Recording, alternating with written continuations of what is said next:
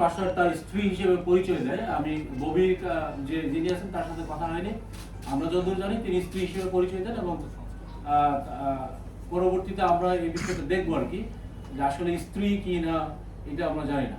বাসার যে পরিমাণ টাকা প্রতারণা করেছে তার সব টাকাই নাকি ববির কাছে, এই ধরনের তথ্য ভাসছে। এটা আসলে আপনারা ইনভেস্টিগেশন করতেছে, এই ক্ষেত্রে কি ববিকে আপনারা ডাকবেন, কিংবা যদি তার এই ধরনের ঘটনা সংশ্লিষ্টতা পান তাহলে ব্যবস্থা কি? প্রতারণা যে মামলা আছে এই মামলার সাথে আমরা যদি দেখি আর্থিকভাবে সংশ্লিষ্ট হবে তাহলে আমরা অবশ্যই তাকে আইনের আওতায় আনবো। আর যদি সংশ্লিষ্ট না হয় তাহলে তো আনার প্রশ্নই ওঠে না, আমরা কাউকে হয়রানি করার চিন্তা করি না।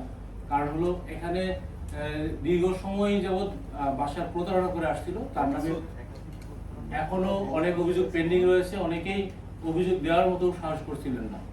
তিনি ব্যবসার কথা বলে টাকা নিয়েছেন, তিনি চাকরি দেওয়ার কথা বলে টাকা নিয়েছেন, তিনি নানা জায়গায় ইনভেস্টমেন্টের কথা বলে টাকা নিয়েছেন, ইভেন জামিন করার কথা বলেও টাকা নিয়েছেন। তার নামে নানান অভিযোগ আছে। আমরা যে